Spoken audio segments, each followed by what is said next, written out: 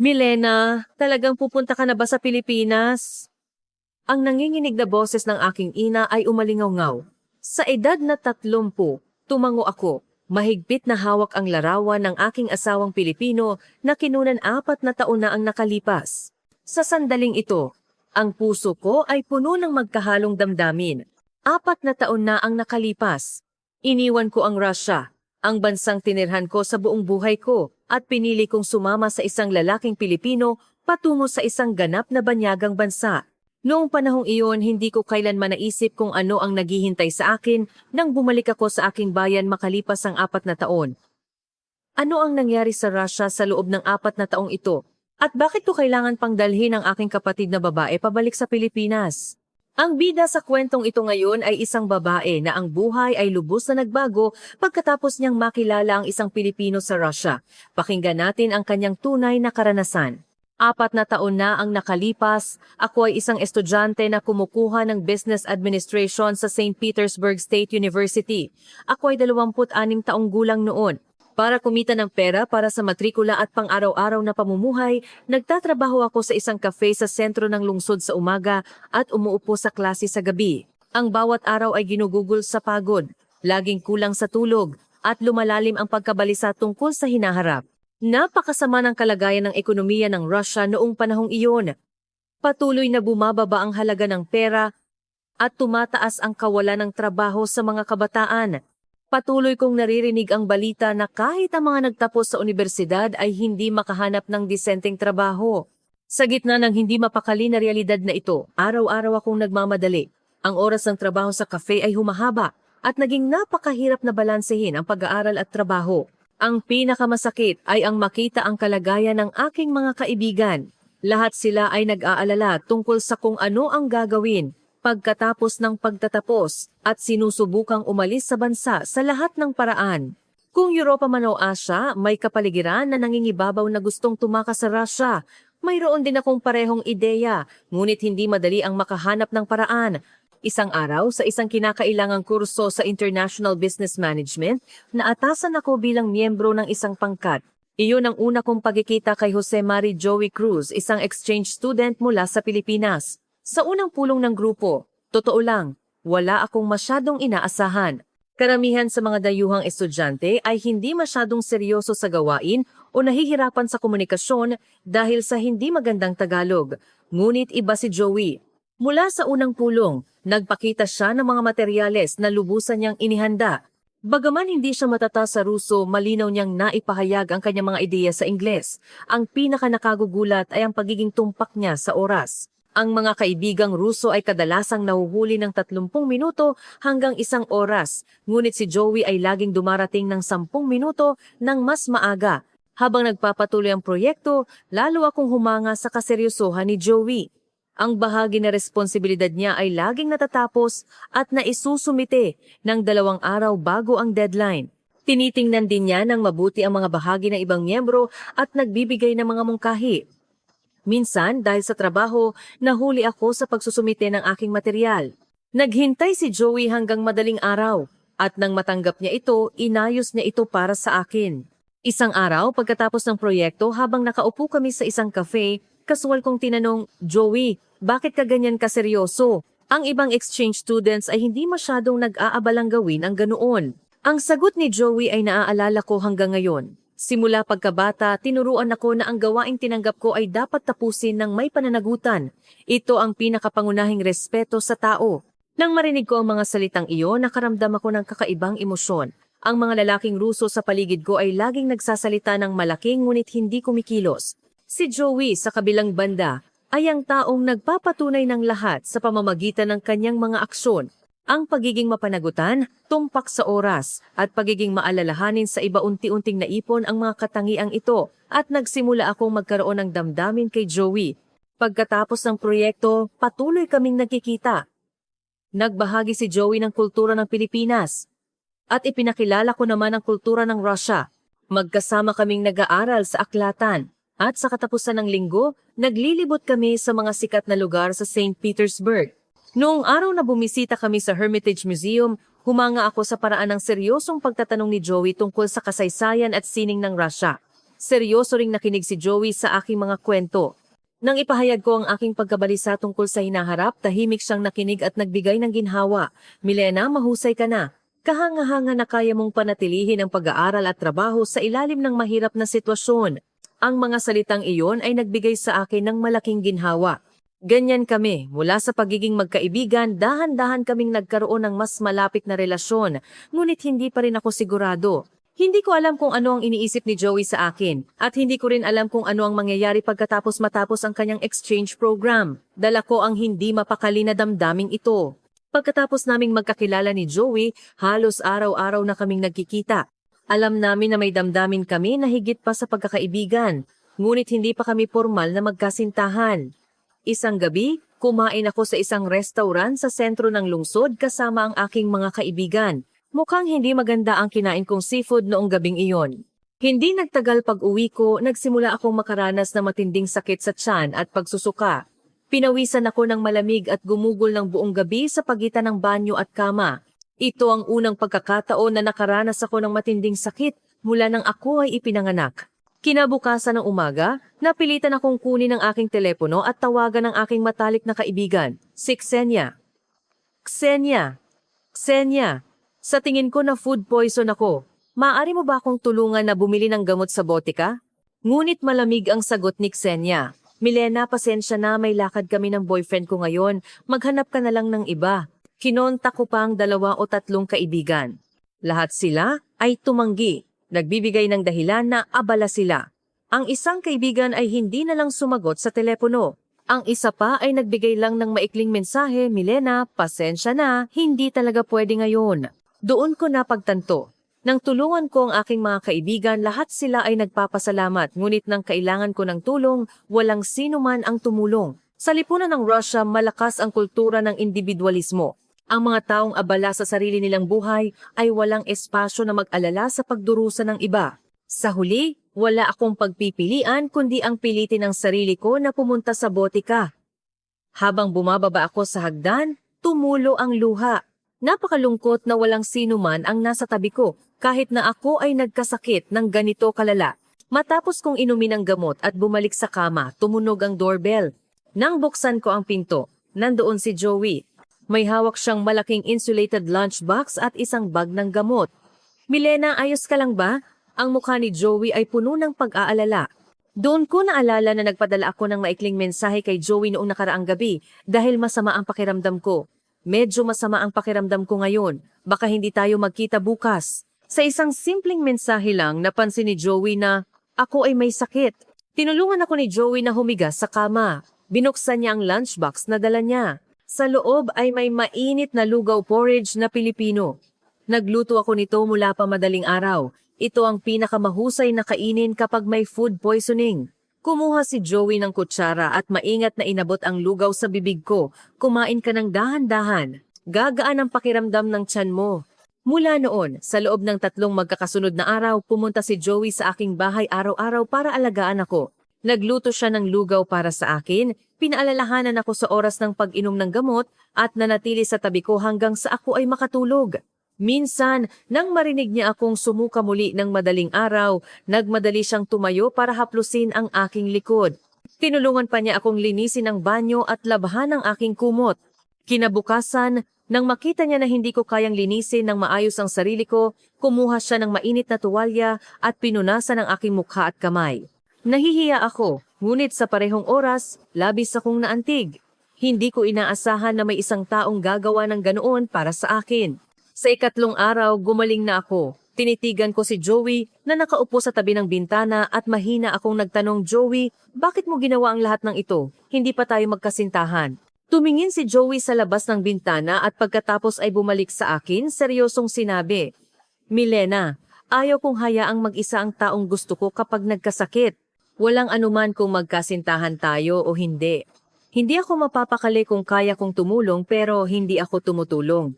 At saka, sa totoo lang, gusto kita. Ayaw kong danasin mo ang pagdurusa at kalungkutan ng mag-isa. Nang marinig ko ang mga salitang iyon, tumulo ang aking luha. Ang mga kaibigan ko ay walang pakialam sa akin, ngunit ang Pilipinong lalaking ito ay nag-alaga sa akin sa buong gabi. na nagpapatunay ng kanyang damdamin sa pamamagitan ng kanyang mga aksyon, hindi sa pamamagitan ng mga salita. Doon ako nakumbinsi na iba ang taong ito. Ginagawa ng taong ito ang pag-ibig sa pamamagitan ng sense of responsibility. Bumangon ako mula sa kama, lumapit kay Joey, at mahinang sinabi, "Joey, gusto rin kita." "Maraming salamat talaga." Ganoon kami, formal na naging magkasintahan. Mula noon, maraming beses kong naranasan ang pag-aalay ni Joey. Noong malamig na taglamig, nang magkasakit ako, dinala ako ni Joey ng mainit na tsaa. Nang ma-stress ako sa panahon ng exam, tahimik siyang umupo sa tabi ko at nagbigay ng pampatibay loob. Nang pagod ako sa trabaho, naghintay siya sa cafe hanggang sa matapos ang aking shift. Lagi niyang sinasabi, "Milena, hindi ka nag-iisa, nandito ako." Sa malamig na realidad ng Russia, ang mainit na sense of responsibility ng Pilipino ay nagpatunaw sa aking puso. Noong panahong iyon, hindi ko alam kung gaano kahalaga ang init na ito kapag bumalik ako sa aking bayan makalipas ang 4 na taon at kung paano maililigtas ng pag-aalay ng Pilipinong ito ang buong pamilya ko. Pagkatapos kong maging kasintahan ni Joey, namuhay kami ng napakasaya. 1 taon lang ang exchange program ni Joey. Alam naming maikli lang ang oras namin na magkasama, ngunit sinubukan naming hindi isipin iyon at pinahalagahan ang bawat araw. Ipinakilala sa akin ni Joey ang maraming kultura ng Pilipinas. Magkasama naming pinapanood ang mga Filipino soap operas. Nagluto rin siya ng mga pagkaing Pilipino para sa akin. Ang sinigang adobo at lumpia ang mga hindi pamilyar na lasa ay dahan-dahang naging pamilyar at nagustuhan ko. Lalo na ang sinigang ay talagang masarap. Ang pagkain ng isang mainit na sinigang sa malamig na taglamig ng Russia ay nagpainit sa buong katawan ko. Tinuruan din ako ni Joey ng Tagalog. Naramdaman ko na talagang kamangha-mangha nang matutunan ko kung paano isulat ang sarili kong pangalan sa Tagalog. Ang pangalan kong Milena ay nagkaroon ng ganap na ibang hugis kapag ipinahayag sa mga salita at ito ay napaka-interesante. Si Joey ay matiyagang nagturo sa akin ng bawat salita ng seryoso. Madalas kaming naglalakad sa tabi ng Neva River, magkahawak kamay at nag-uusap tungkol sa hinaharap. Sinabi ni Joey na gusto niyang makahanap ng trabaho at mamuhay ng matatag pagbalik niya sa Pilipinas. Sinabi ko naman na gusto kong makahanap ng magandang trabaho sa Russia at tulungan ang aking mga magulang. Ngunit alam naming dalawa na ang masayang oras na ito ay hindi magtatagal magpakailanman. Mabilis lumipas ang oras. 1 buwan na lang ang natitira sa exchange program ni Joey. Palagi naming iniiwasan ang paksang ito, ngunit kailangan naming harapin ito sa huli. 1 linggo ng hapon sa tabi ng Neva River ang mga dahon ng taglagas ay lumilipad sa hangin. Si Joey ang unang nagsalita, "Milena, kailangan nating mag-usap." Tumango ako, alam na tungkol sa pamamaalam ang sasabihin niya. Ngunit ang susunod na sinabi ni Joey ay ganap na hindi ko inaasahan. "Kailangan kong bumalik sa Pilipinas. Ngunit ayaw ko makipaghiwalay sa iyo. Kaya, may imumungkahi ako. Gusto mo bang sumama sa akin sa Pilipinas? Gusto mo bang pakasalan ako?" Nabigla ako. Kasal? Pilipinas? Masyadong biglaan ang proposal. Patuloy si Joey. Seryoso ako. Ayaw kong hayaan ka na lang. Siyempre, hindi ako mayaman ngayon. Hindi ako makakapangako ng marangyang kinabukasan. Ngunit may isang bagay na maari kong tiyak na ipangako. Sa buong buhay ko, magiging aasahan mo ako. Poprotektahan kita. Magiging responsable. At gagawa tayo ng kinabukasan ng magkasama. Kumuha si Joey ng maliit na kahon. Sa loob nito ay may singsing. Hindi ito isang marangyang diamond ring, ngunit isang simple at magandang silver ring. Hindi man ito mahal na singsing, ngunit narito ang aking puso. "Milena, gusto mo bang sumama sa akin sa Pilipinas?" Hindi ako nakatulog noong gabing iyon. Paulit-ulit na umikot sa isip ko ang proposal ni Joey. Sa isang banda, labis akong masaya, ngunit sa kabilang banda, takot na takot ako. Ang pag-alis sa bansa na tinitirhan ko sa buong buhay ko at pagpunta sa isang banyagang bansa ay hindi isang madaling desisyon. Masakit din sa akin na iwanan ang aking mga magulang at kapatid na babae, si Vera.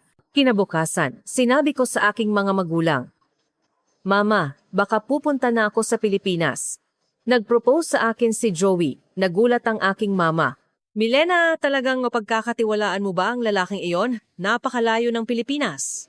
"Paano kung hindi maganda ang kalagayan mo doon?" Nag-aalala rin ang aking papa. "Milena, gusto ni papa na maging masaya ka, ngunit ang Pilipinas ay isang bansa na hindi namin alam. Iba ang kultura, at iba rin ang wika.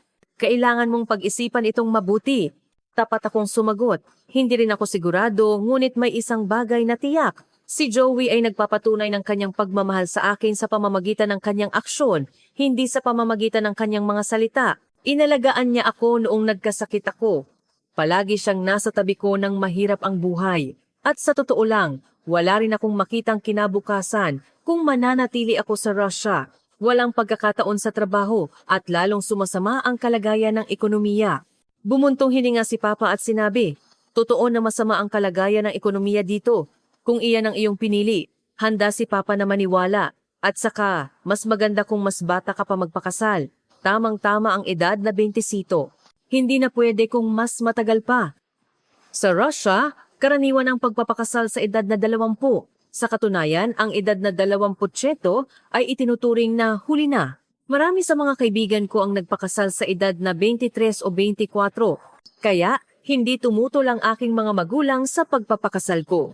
Sinusuportahan naman ako ng aking kapatid na si Vera. "Ate, gusto kong maging masaya ka. Mukhang napakabuting tao ni Kuya Joey. Sa tingin ko, magiging maayos ang buhay mo sa Pilipinas." Ang suporta ni Vera ay nagbigay sa akin ng malaking lakas. Nang matanggap ko ang basbas ng aking mga magulang, sinabi ko ang sagot kay Joey. "Joey, gusto kong sumama. Pupunta ako sa Pilipinas." Niyakap ako ni Joey ng mahigpit. "Hindi kita pagsisisihan. Magiging aasahan mo ako sa buong buhay mo." Sa pagtitiwala sa pangakong iyon, nag-book ako ng flight papuntang Pilipinas. Naniniwala ako na ang aking kinabukasan ay magiging matatag sa piling ng isang Pilipinong may sense of responsibility. Napakabilis ng sumunod na buwan paghahanda ng visa, pag-aayos ng bagahe at pamamaalam sa mga kaibigan. Ang lahat ay parang panaginip. Noong araw ng pag-alis, sa paliparan, umiyak ang aking mga magulang at si Vera. Umiyak din ako, ngunit mahigpit na hinawakan ni Joey ang aking kamay. "Huwag kang mag-alala, magkokontak tayo ng madalas. At tiyak na babalik tayo." Noong panahong iyon, hindi ko alam kung ano ang magiging kalagayan ng Russia kapag bumalik ako sa aking bayan makalipas ang 4 na taon at kung paano sisikat ang sense of responsibility ni Joey. 4 na taon na ako sa Pilipinas. Lubos na akong nakasanayan sa buhay sa Pilipinas. Matatas na akong magsalita ng Tagalog at nakasanayan ko na ang mabilis na ritmo ng buhay sa Maynila. Tinupad ni Joey ang kanyang pangako. Sineseryoso niya ang kanyang trabaho. At nagtatrabaho rin ako sa isang maliit na kafe. Magkasama naming binuo ang aming munting bahay. Ang buhay sa Pilipinas ay talagang napakakomportable. Super fast internet, mabilis na serbisyo ng food delivery, mga tindahan na bukas pa rin sa gabi, isang kaginhawaan na hindi ko maisip sa Russia. Malinis at tumpak sa oras ang LRT, MRT, madali lang ang mga serbisyo sa bangko gamit ang telepono.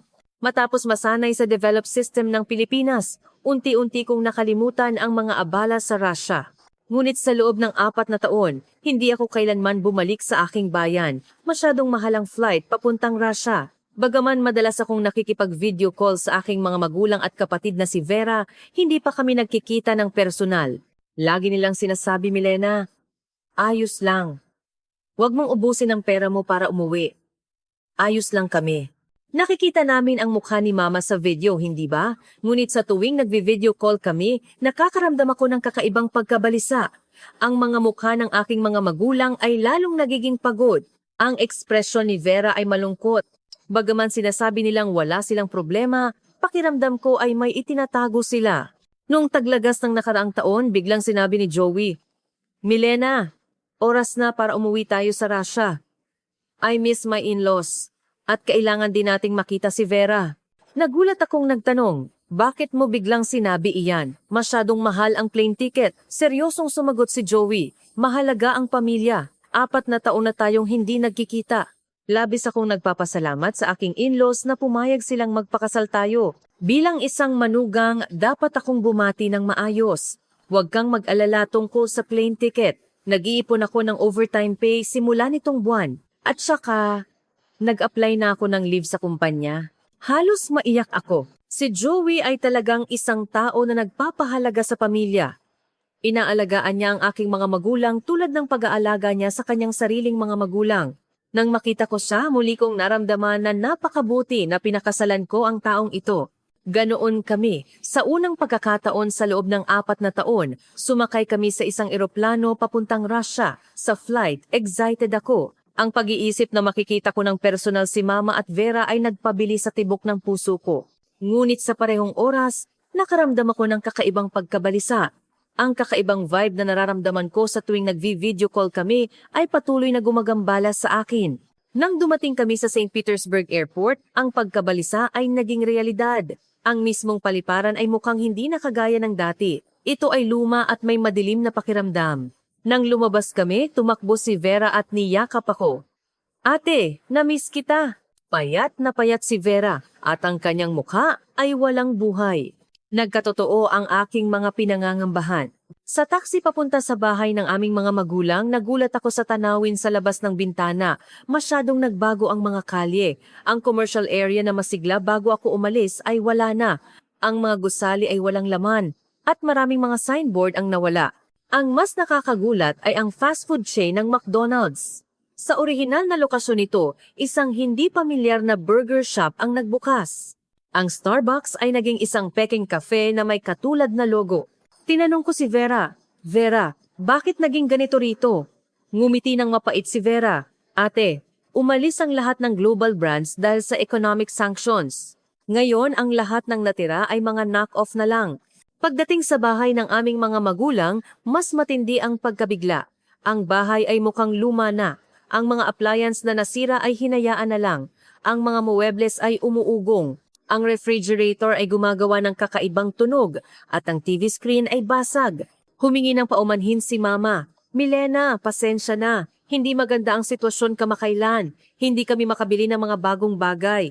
Sa hapunan, bumuntong hininga si Papa at sinabi, Milena, tama talaga ang desisyon mong pumunta sa Pilipinas. Mas mahirap ang buhay dito araw-araw.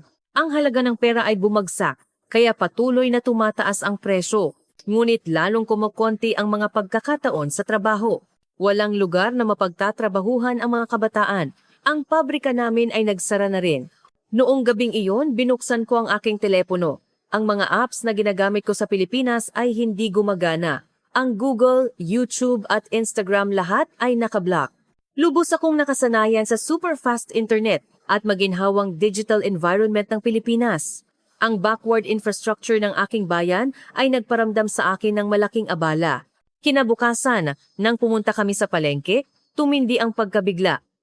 Napakababa ng kalidad ng mga produkto. Ang mga knock-off na produkto ay katulad lang sa panlabas, ngunit napakababa ng kalidad. Ang mga damit, electronics at maging ang pagkain lahat ay ginawa ng roughly at cheaply. Sa isang tindahan, hinawakan ko ang phone case. Masyadong marupok ang plastic material. Kapag ginamit mo ng kaunting lakas, yumuyuko ito. Bumaling ako kay Joey at sinabi, Mahal, nagbago talaga ang lugar na ito. Hindi ganito noong 4 na taon na ang nakalipas. Tumango si Joey at mahigpit na hinawakan ng aking kamay. Huwag kang mag-alala. Sana makatulong tayo ng kaunti sa iyong mga in-laws. Noong araw na iyon, napagtanto ko na labis na atrasado ang Russia sa loob ng 4 na taon na umalis ako. At ito ay simula pa lang. May mas malaking pagkabigla na naghihintay sa akin. Nang ika-4 na araw namin sa Russia, pumunta kami ni Joey sa palengke sa sentro ng lungsod para bumili ng mga pangangailangan para sa aming mga magulang.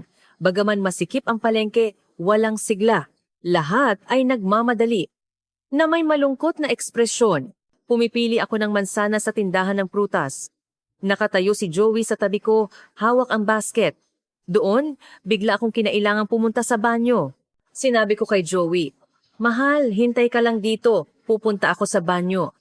Ngumiti si Joey. Walang problema. Mga 10 minuto ako sa banyo. Ngunit nang bumalik ako sa tindahan ng prutas, hindi ako makapaniwala sa aking mga mata. 2 hindi pamilyar na babaeng Ruso ang nakadikit kay Joey at nag-uusap. Masyadong malandi ang kanilang kilos. Ang isang babae ay bahagyang hinawakan ang braso ni Joey. Ang isa naman ay naglabas ng kanyang telepono. Nagmamadali akong lumapit. Anong nangyayari? Nagulat ang 2 babae at lumingon, ngunit ang gulat na ekspresyon ay mabilis na napalitan ng mayabang na tingin. Sabi ng isang babae sa Ruso, Ay, ikaw ang asawa niya? Naisip lang namin na bago ang isang lalaking Koreano kaya nakipag-usap kami. Pwede bang ibigay mo sa amin ang contact information niya? Napakawalang hiya. Hinihingi ang contact information ng aking asawa habang nakatayo ako sa tabi niya. Matatag akong nagsabi, "Hindi pwede." Ang dalawang babae ay nagpakita ng malungkot na ekspresyon at umalis. Ngunit habang umaalis sila, patuloy silang lumingon kay Joey. Masyadong mapilit ang kanilang mga mata. Sabi ni Joey, "Milena, pasensya na. Tumanggi ako, ngunit patuloy silang nagtatanong." Bumuntong hininga ako. Hindi mo kasalanan, pero nakakatakot ang mga mata nila. Ang pangyayaring iyon ay simula pa lang. Habang naglalakad kami sa palengke, maraming babae ang nakatingin kay Joey. Hindi lang sila nakatingin. Tinititigan nila siya ng may nagugutom na mga mata. May isang babae na diretsong lumapit sa akin at nagtanong sa Ruso, "Pilipino ba siya? Mula sa Pilipinas? May asawa na ba siya?" Isang mas nakakabigla na pangyayari ang nangyari sa harap ng isang tindahan. Sandali akong nag-aayos ng aking bag nang lumapit ang isang babae na mukhang 20-something kay Joey at nakipag-usap sa Ingles. "Taga-Pilipinas ka, di ba? Gumagamit ka ba ng Instagram? Gusto kitang i-follow. Marami akong curiosities tungkol sa Pilipinas. Pwede bang mag-usap tayo?" Hinarangan ko ang babae at sinabi, "Pasensya na, abala kami."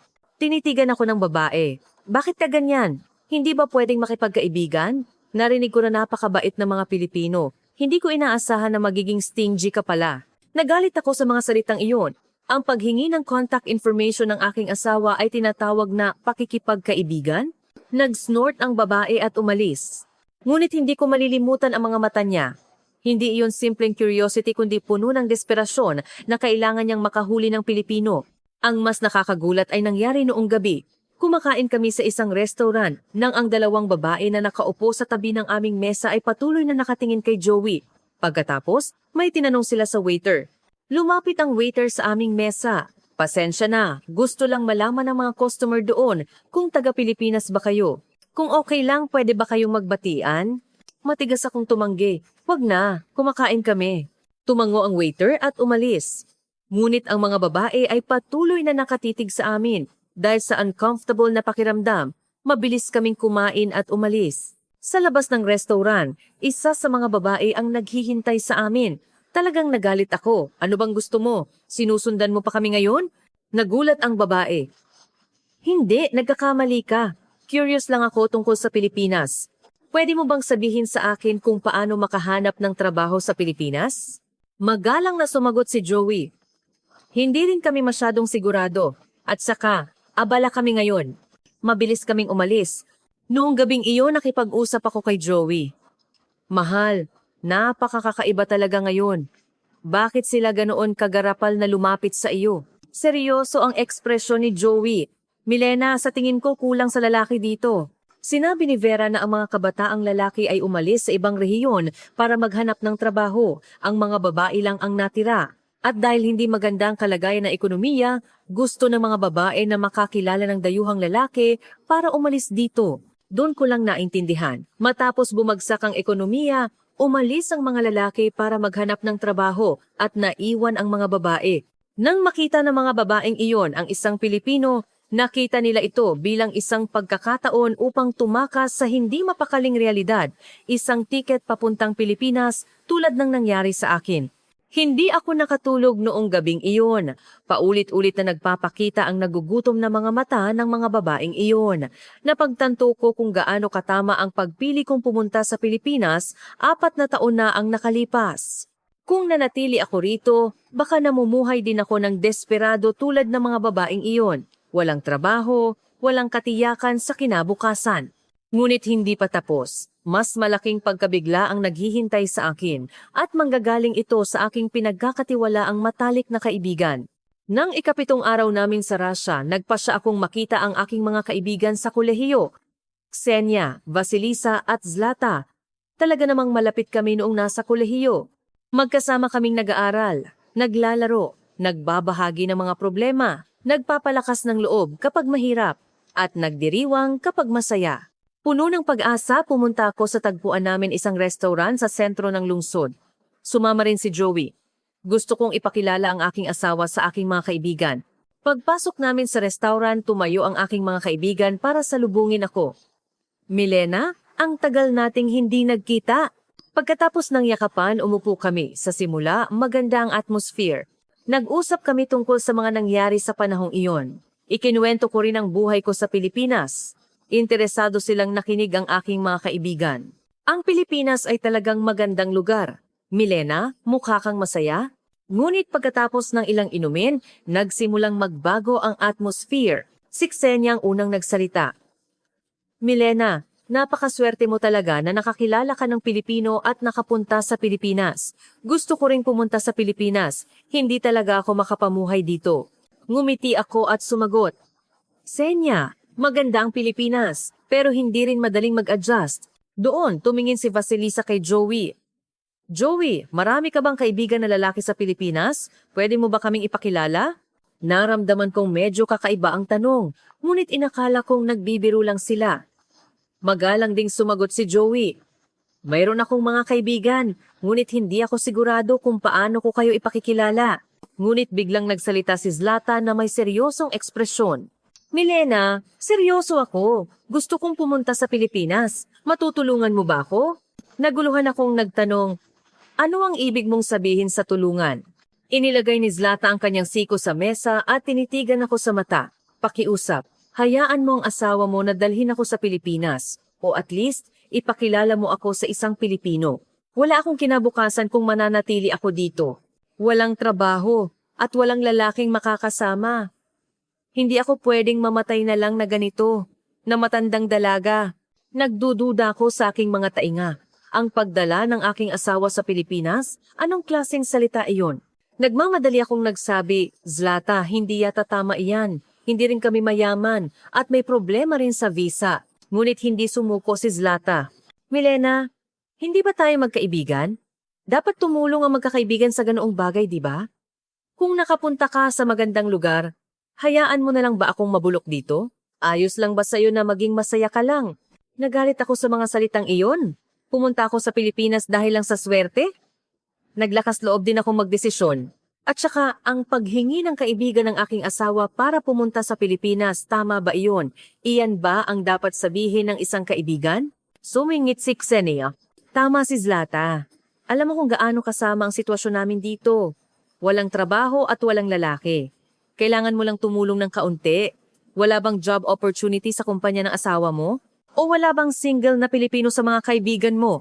Hindi ko na kinaya. Seryoso ba kayo ngayon? Ano sa tingin niyo ang asawa ko? Isa ba akong courier na nagdadala ng mga kaibigan sa Pilipinas? Biglang lumamig ang atmosphere. Tumayo kami ni Joey para umalis.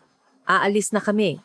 Ayaw naming pag-usapan ang ganoong bagay. Sa taxi pa uwi, umiyak ako. Hinawakan ni Joey ang aking kamay. Milena, ayos lang. Ganyan lang ang mga kaibigan mo dahil sa mahirap na sitwasyon. Ngunit umiling ako. Hindi. Kahit gaano kahirap, hindi dapat ganoon ang pakikitungo sa aking asawa. Ganyan ba kadali ang pakikipagkaibigan? Ang mas nakakagulat na katotohanan ay nalaman ko lang pagbalik namin. Mga 1 linggo pagbalik namin sa Pilipinas, maingat na nagsalita si Joey. Milena, sa totoo lang, hindi ko sinabi sa iyo noong nasa Russia tayo. May isa sa mga kaibigan mo ang nagtanong sa akin ng solo para sa contact information. Nagulat akong nagtanong, sino? Si Vasilisa, sabi ni Joey. Nang pumunta ka sa banyo, tahimik siyang lumapit sa akin at inabot ang isang papel na may nakasulat na Instagram account niya. Sabi niya, contact ko daw siya mamaya. Sinabi rin niya na marami siyang gustong itanong tungkol sa Pilipinas. Sa sandaling iyon, nanghina ang buong katawan ko. Kahit si Vasilisa ay nagawa iyon habang ako ay nasa banyo. Doon ko lang naintindihan. Hindi ako itinuturing ng aking mga kaibigan bilang kaibigan, kundi bilang isang tool na makakonekta sa isang Pilipino. Sa kanilang mga mata, mas mahalaga ang pagkakataong tumakas sa hindi mapakaling realidad kaysa sa pagkakaibigan. Sinabi ko kay Joey, mahal, ayaw ko nang makipag-ugnayan sa mga kaibigan na iyon. Hindi ko kayang maging kaibigan ng mga taong nagtaksil sa aming pagkakaibigan at lumapit pa sa aking asawa. Tumango si Joey. Rerespetuhin ko ang desisyon mo, ngunit huwag kang masyadong masaktan. Desperado lang din ang mga kaibigan na iyon kaya nila nagawa iyon. Noong gabing iyon nag-isip ako ng matagal. Ganoon ba ang ginawa ng realidad ng Russia sa mga tao? Ang pagbagsak ng ekonomiya at kawalan ng katiyakan sa kinabukasan ay nagpapalitaw sa mga tao na madaling talikuran ang pagkakaibigan. Muli akong nakumbinsi kung gaano katama ang pagpili kong pumunta sa Pilipinas. Ngunit hindi pa tapos. May mas desperadong pakiusap na naghihintay sa akin mula sa aking kapatid na si Vera. Pagkatapos ng hindi magandang pagkikita sa aking mga kaibigan, nanlumo ako sa loob ng ilang araw. Ang pinakanag-alala sa akin ay ang aking kapatid na si Vera. Si Vera ay 25 taong gulang. Pagkatapos kong pumunta sa Pilipinas, siya lang ang kasama ng aming mga magulang. Isang gabi, pumasok si Vera sa aking silid. Ang kanyang mukha ay maputla at ang kanyang mga mata ay namumula. Ate, may sasabihin ako sa iyo. Ang boses ni Vera ay nanginginig. Pinaupo ko siya sa kama at umupo sa tabi niya. Ano iyon, Vera? Natahimik si Vera sandali at kuskos ang kanyang mga kamay. Bigla siyang umiyak. Ate, gusto kong pumunta sa Pilipinas. Pakiusap, dalhin mo ako. Nagulat akong niyakap si Vera. Vera, anong nangyayari? May problema ba? Umiyak si Vera at nagsabi, Ate, kung mananatili ako dito, hindi ako makakapag-asawa. Walang lalaki sa paligid. Lahat ng kaibigan ko ay walang boyfriend sa mga kaibigan namin na lampas 25 taong gulang. Lahat kami ay tumatanda na, matatandang dalaga. Ayaw kong tumanda na lang na ganito. Nagpatuloy si Vera. Wala rin akong trabaho. Nakapagtapos ako sa university, pero hindi ako makahanap ng trabaho. Nabigo ako sa lahat ng interview. Masyadong mababa ang suweldo. Hindi talaga ako makakapamuhay ng mag-isa. Kaya nakatira pa rin ako sa bahay ng aming mga magulang. Alam mo ba kung gaano iyon nakakahiya? Hinaplos ko ang balikat ni Vera at nagtanong, Kaya gusto mong pumunta sa Pilipinas? Tumango si Vera. Ate, nakita ko ang mga kaibigan mo. Nagmamakaawa sila na dalhin mo sila sa Pilipinas. Naiintindihan ko ang nararamdaman nila. Walang kinabukasan kung mananatili ka dito. Kung makakakilala ako ng isang Pilipino at makakapunta sa Pilipinas tulad mo, at least, may kinabukasan ako, di ba? Pinunasan ni Vera ang kanyang mga luha at nagpatuloy. Ate, gusto ko ring maging masaya tulad mo. Gusto kong mamuhay ng matatag. Imposible yon dito. Araw-araw, ako ay anxious at walang makitang bukas. Pakiusap, dalhin mo ako. Nang marinig ko ang mga salita ni Vera, masakit ang puso ko. Ang pakiusap ng aking mga kaibigan ay walang hiya, ngunit ang pakiusap ng aking kapatid ay totoo.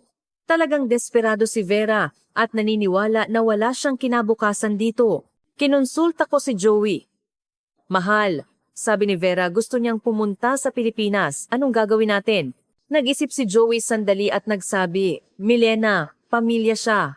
Kung gusto talaga ni Vera na magsimulang muli sa Pilipinas, dapat natin siyang tulungan. Mag-aaral ako tungkol sa visa issue. Pagdating niya sa Pilipinas, tutulungan natin siya hanggat maaari na mag-adjust. Ang aking mga in-laws ay nakarinig ng pag-uusap at tumango rin. Joey, salamat. Ipinagkakatiwala namin sa iyo si Vera. Ngunit hindi huminto si Joey doon. Mama, Papa, masyado ng luma ang mga appliance ninyo. Magpapadala ako ng mga bagong produkto mula sa Pilipinas. Bilang manugang, dapat kong gawin ang aking pinakapangunahing responsibility. Pagkalipas ng ilang araw, dumating ang mga package na inihanda ni Joey ilang malalaking kahon. Pagbukas namin ng mga kahon, lumabas ang latest TV, refrigerator, washing machine, at microwave na gawa sa Pilipinas. Nagulat ang aking mga magulang. Joey, ano ang lahat ng ito? Hindi mo kailangang gawin ito. Gaano kamahal ang mga ito? Ngumiti si Joey. Walang anuman, pamilya tayo. Siyempre dapat ko itong gawin at saka tingnan ninyo ito. Kinuha ni Joey ang 2 pang maliit na kahon. 2 folding smartphone iyon para sa aking mga in-laws. Mga telepono na maaaring tiklupin at buksan. Kinuha ng aking mga magulang ang folding phone at naramdaman nila na ito ay kamangha-mangha. Diyos ko, tumitiklop ito. Napakakamangha-manghang telepono. Binuksan din ni Papa ang TV na may nagulat na ekspresyon. Ang picture quality ay hindi maihahambing sa mga produktong Ruso. Napakalinaw. Napakagaling nito. Ganoon na ba kalayo ang technology ng Pilipinas? Halos kalidad na ito ng movie theater. Lumuhod si Joey sa harap ng aking mga magulang at sinabi, Mama, Papa, ipinapangako ko sa inyo, hindi kailanman tatalikuran ng isang Pilipino ang pamilya. Ako ay magiging responsable kay Milena at Vera sa buong buhay ko. Gagawin ko ang lahat para alagaan kayo. Umiyak si Mama nang marinig ang mga salitang iyon. Mahigpit ding hinawakan ni Papa ang kamay ni Joey. Joey, salamat, maraming salamat. Ang pagpapadala ng aming anak sa iyo ay ang pinakamahusay na desisyon. Napakabuti na mayroon kaming manugang na Pilipino. Nang makita kong eksenang iyon, naiyak din ako. Si Joey ay hindi nagpakita ng kanyang sense of responsibility sa pamilya sa pamamagitan ng mga salita, kundi sa pamamagitan ng aksyon. Pinasaya niya ang buhay ng aking mga magulang sa pamamagitan ng mga Filipino appliance at ipinakita ang technology ng Pilipinas sa pamamagitan ng mga folding phone. At inalagaan din niya si Vera na makapunta sa Pilipinas. Niyakap ako ni Vera noong gabing iyon at nagsabi, "Ate, maraming salamat talaga. Magpupursige ako sa buhay pagdating ko sa Pilipinas. Gusto ko ring makahanap ng mabuting lalaki at mamuhay ng masaya tulad mo." Hinaplos ko ang likod ni Vera at sumagot, "Oo Vera, magsimula tayong muli sa Pilipinas. Ang Pilipinas ay talagang isang lugar na puno ng mga pagkakataon."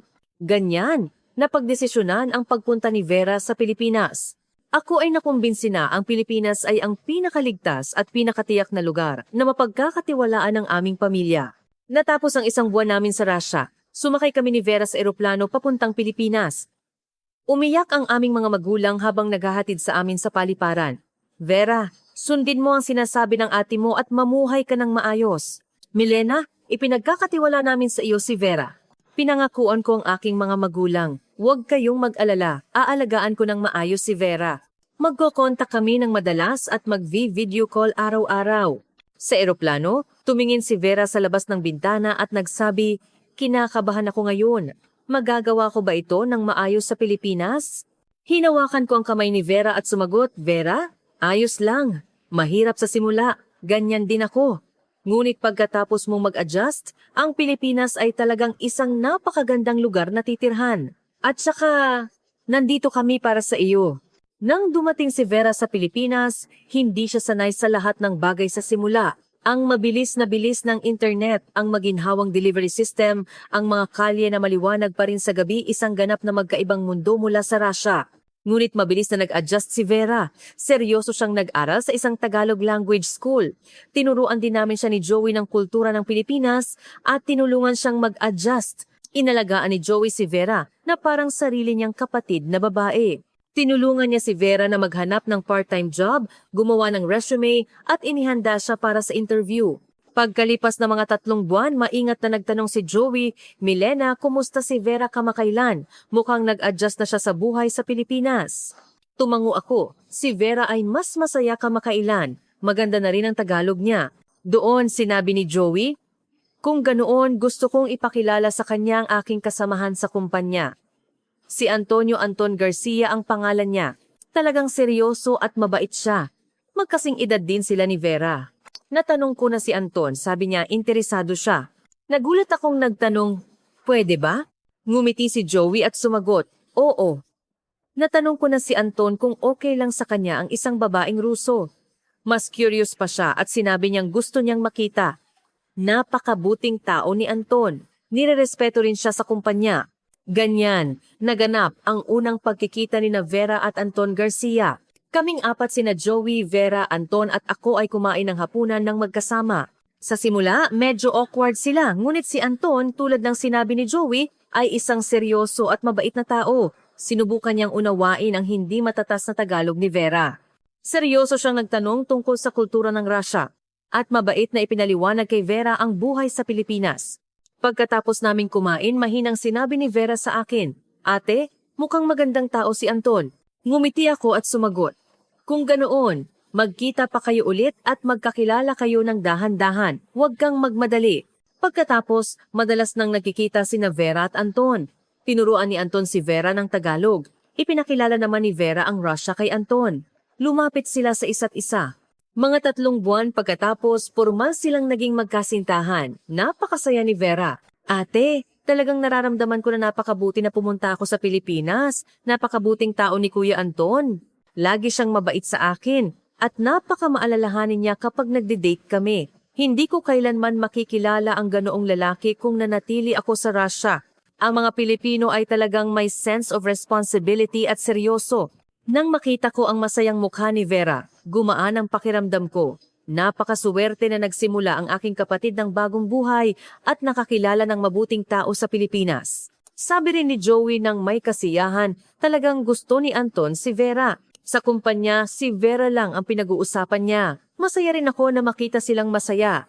Sa kabilang banda, patuloy na nakikipag-ugnayan ang iba kong mga kaibigan sa Russia. Milena, pwede ba akong pumunta sa Pilipinas? Milena, ipakilala mo ako sa isang Pilipino. Talagang desperado ako. Pakiusap, tulungan mo ako. Ngunit hindi na ako sumagot dahil nagdesisyon akong putulin ang ugnayan sa mga taong nagtaksil sa aming pagkakaibigan.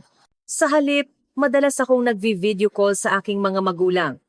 Ang aking mga magulang na gumagamit ng folding phone na bigay ni Joey ay laging mukhang masaya. Milena, napakabuti na masaya rin si Vera. Ang aming hiling ay ang mamuhay kayong masaya sa Pilipinas. Salamat sa aming manugang na Pilipino, komportable rin ang buhay namin. Masayang masaya ako ngayon sa Pilipinas. Si Joey ay nananatiling isang seryoso at mapanagutang asawa. Inaalagaan niya ang aking pamilya na parang sarili niyang pamilya. Palagi niya akong pinoprotektahan. Masaya ring magkasintahan sina Vera at Anton. Lubos na siyang naka-adjust sa buhay sa Pilipinas. Matatas na si Vera sa Tagalog ngayon at marami na siyang kaibigang Pilipino. Paminsan-minsan, naaalala ko ang araw na una kong nakilala si Joey sa St. Petersburg State University, 4 na taon na ang nakalipas. Kung hindi ako naglakas loob na sumama kay Joey sa Pilipinas noon, paano kaya ang buhay ko ngayon? Baka nanatili ako sa Russia, namumuhay ng desperado tulad ng aking mga kaibigan, walang trabaho, walang katiyakan sa kinabukasan at hindi makapag-asawa, nakatira sa bahay ng aming mga magulang. Ngunit pinili ko ang isang matatag na kinabukasan kasama ang isang Pilipinong may sense of responsibility sa halip na ang hindi tiyak na aking bayan. Ang pagpiling iyon ay ang pinakamahusay na desisyon sa aking buhay. Ang nakakabiglang realidad na nakita ko nang bumalik ako sa aking bayan, makalipas ang 4 na taon ay muling nagpatunay kung gaano katama ang aking pinili. Umalis ako sa nakakabiglang realidad ng aking bayan, ang Russia, at namumuhay ako kasama ang aking minamahal sa Pilipinas, ang pinakaligtas at pinakatiyak na lugar. Masayang masaya ako ngayon. Araw-araw, nagpapasalamat ako kay Joey na nagpoprotekta sa kaligayahan na ito. Ang buhay sa Pilipinas ay mas mabuti pa kaysa sa pinangarap ko. Si Vera ngayon tulad ko ay nangangarap ng isang masayang kinabukasan sa Pilipinas.